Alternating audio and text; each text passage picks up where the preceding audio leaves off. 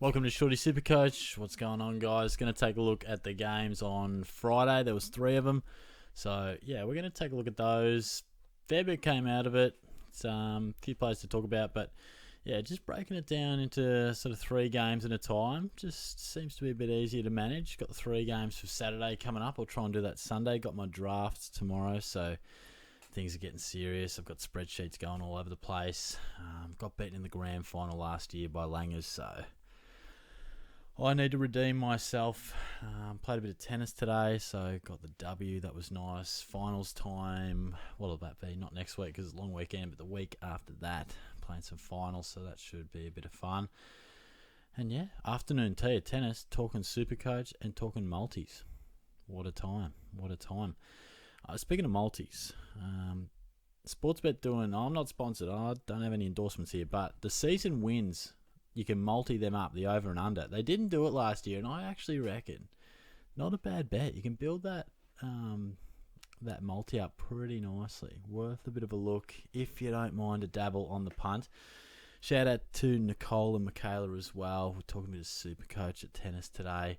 They're working on their teams. They're getting there, but listen up. We've got some absolute gems here coming for you. And join that tennis SuperCoach league that I sent through. That'll be a bit of fun. Got a bit of a SuperCoach league going with the tennis crew. So let's get stuck into it, shall we? And first game was the Saints and the Bombers, and a bit happening for the Saints. I had quite an interest in watching them. Oh, Jesus, I've nearly knocked over the microphone. That's a bit hectic. All right, we're back on here. So Saints, I really want to see Marshall. I really want to see Wanganeen Malira.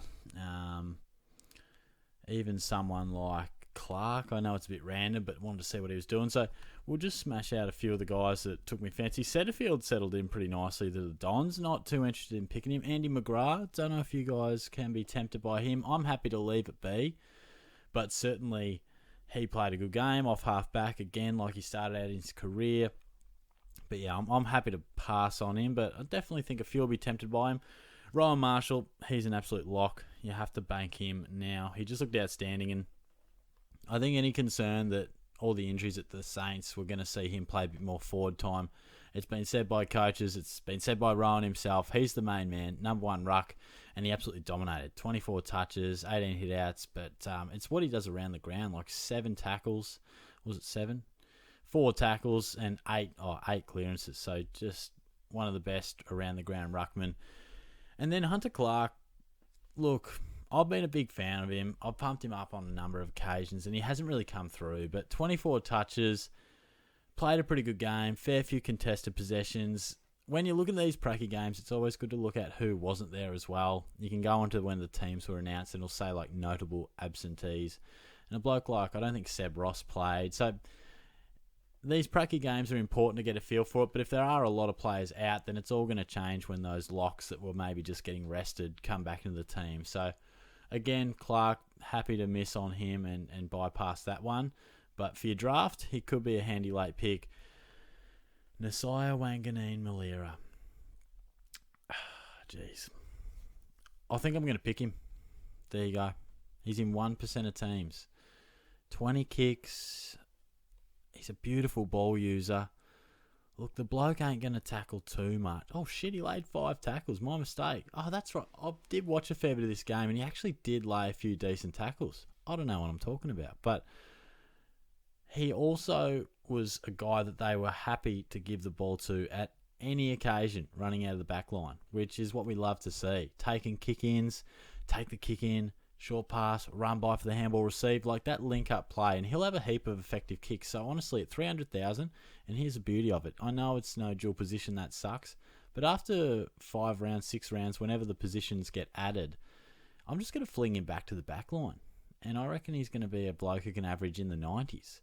Don't know if I'm getting ahead of myself, but bit of a throwback to Chris Yarran when he made that switch to halfback, and beautiful ball user, got a great set of wheels on him, and just was fantastic as a distributor. So I think Wanganeen Malira really has to be considered and could be a great pod. Could burn me to shreds, but at this point in time, I'm feeling like I'll pick him.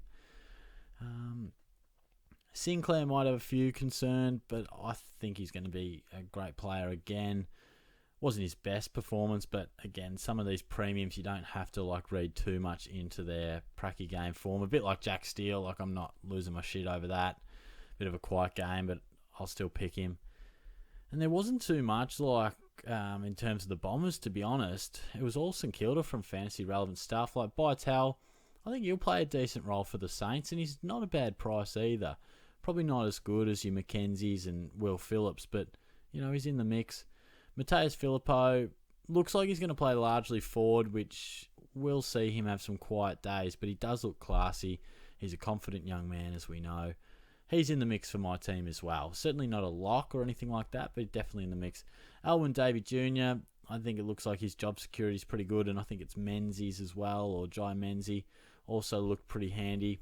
There he is, Jai Menzie. So these sort of pressure forwards for the Dons, not exactly going to pump you out consistent scores, but they'll have days where they kick a couple and lay 6 tackles and they get you 80 or 90 points. So job security looks reasonable, but we'll know a bit more when the teams drop in a couple of weeks' time, or even less than a couple of weeks' time now. And that was really about all for that one. I know a few people might have been looking at Windhager and it wasn't ideal. They would have had the sights set on him and he was off early. I'm not really sure on the extent of that one, but yeah, that was a bit disappointing as well. And even Sam Draper, I know a few people like the look of him. A bit of a unique one. Again, I'm just not sure. I just don't think he's banging the door down to be selected. I mean, there's a lot of promise, a lot of hype, but I'm happy to let that one go as well, to be honest. Moving over to the other game, and this was the one that probably had most people talking, and it was because of Errol Gulden. Now, what a ridiculous game. 45 touches, 3 goals. What a response. If this bloke had been sitting on a grand final loss for a long time, then, gee, he certainly showed it. Ripping game, and we've seen his ownership, got to be careful there, go through the roof. At this point in time, it's 19%. I would imagine by the time this one drops, it's over 20. I think he's certainly going to get a fair bit of love. He's a very promising player, star on the rise. I don't think I'll pick him. Callum Mills didn't play.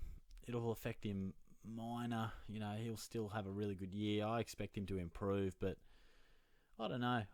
Look, if you said Shorty, I'm picking him, I wouldn't talk you out of it, but I just think I'm comfortable to leave it be. I don't know why, because he was outstanding. He's got a beautiful left boot, can kick a long bomb, can't he? Superb timer of the ball. So, look, I could be talked into it, and certainly not going to talk you out of it, but at this stage, he's just not in my team. I really like how my forward line is set up, so I've just left it for now. But Sam Doherty, I think, is a great option as well. He's certainly doing a bit of midfield stuff, bit of defensive stuff. Looks to be a fantastic option and a really reliable choice for your side.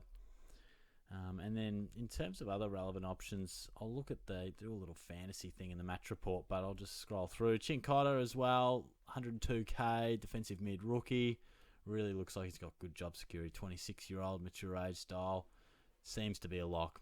Carlton seem to like him, and I think we're going to like him a lot in SuperCoach as well.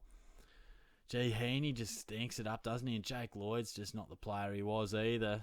A couple of blokes we've loved over the journey. Well, we've probably loved Lloyd a little bit more. Heaney's been a bit of a headache, but Cowan probably in the mix. And I'll just have a look what the boys at afl.com.au had up on the fantasy, because I don't think, aside from Gulden, I don't reckon there was stacks to talk about. Of course, Gulden there. Mills was out injured. Doherty, Hewitt, Oliver Hollands was busy. Yeah, okay. Someone to think about. And that Lachlan McAndrew. Yeah, I don't know. Probably a bit of ruck forward swing could work into it, but I don't think he's going to smash out the points all too often. So, yeah, a couple of guys to consider there. But I'd love to hear your thoughts on Gulden. At the moment, I'm just leaving it be, but he couldn't have been more impressive. And as we work over the Eagles and the Crows, I saw a bit of this match. There's definitely a few players I want to watch real closely, and I'll talk about a few of those in a second. I mean, Laird and Dawson, well, if we didn't know it already, we certainly do now. Just stars, going to keep doing it. Looked fantastic. I think Elliot Yeo probably did enough for me. 67% time on ground, so it wasn't like absolute maximum minutes. bit of defensive work. He was on the ball at times as well. 20 touches. It wasn't like a blow you away sort of you got to pick me game, but he certainly looks solid and he's had a good preseason, and I reckon I'll be picking him. Sam Berry, keep him on your radar because he looked really good. The stats don't exactly say it, but I reckon he looked great. And Ruben Jimby, he's got to be a lock, I reckon. He just looked really great, confident, moved well. Just sometimes you watch a young player get out there and you go, yeah, they just look like they're right for the level, and he just did. So I think for our back lines, he's about 170, I think he is. You've got to get him in your team. I mean, barring some sort of selection where he's not named, which would be a surprise, I think he's going to be in a lot of teams. And Tom Cole, not the worst. Not the worst. I think he's about 180,000. You could do a hell of a lot worse. He'll take a few intercepts, get a few kicks around the half-back line. Yeah, not the worst option either. There wasn't stacks else, like Peddlers at a decent price, but probably not ideal. Chesser didn't do stacks. Hopefully gets named. Might be doubtful. Wait and see. Oscar Allen as well. Like, I think he's at a nice price, but he does look like a little bit off it. And a key forward coming back off a massive layoff out of the game in a team that's going to really struggle. I don't know if it's lighting my fire, to be honest. I'm happy to let that one be. And Max, however you say his last name, also probably didn't do stacks, but we'll know a bit more when the teams come out. But I don't think he did himself too many favours without watching him super closely. So let's see if the little fantasy watch has anything else for us to touch on. See if I missed anything. If I did miss anything, feel free to let me know. Oh, Dom Sheed, yeah, he's one that's semi-popular as well. And he had a bit of the ball. What did he have? He had 21 touches. That's pretty good, to be honest. But I don't know. I think he's priced like reasonably cheap, but not dirt cheap. I'd probably prefer like a Warple or a Wanganeen Malira. I don't know. I mean, Sheed's a quality player. Gets injured a lot. He's never reached amazing heights with the fantasy, but he should be a pretty solid lock to average something in the 80s. If he really hits the ground running, maybe early 90s. But yeah, happy to pass on that one. But yeah, that's a bit of a wrap-up for the games on Friday. I'll take a look at the games on Saturday, probably Sunday, maybe Monday. Like I said, got me draft tomorrow, so things are pretty tight. Might go out for brekkie. I might be half a chance for 9 holes of golf as well, actually. But yeah, tomorrow's pretty busy.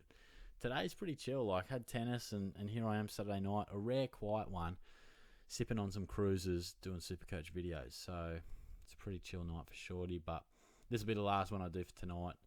I've got some draft or some SuperCoach leagues dropping soon, so stay tuned for that throughout the week. I'll schedule those and we'll have them dropping in the coming weeks. So yeah, if I missed anyone you wanted to talk about, feel free to comment that below. But yeah, I'll check in with you guys soon. Cheers.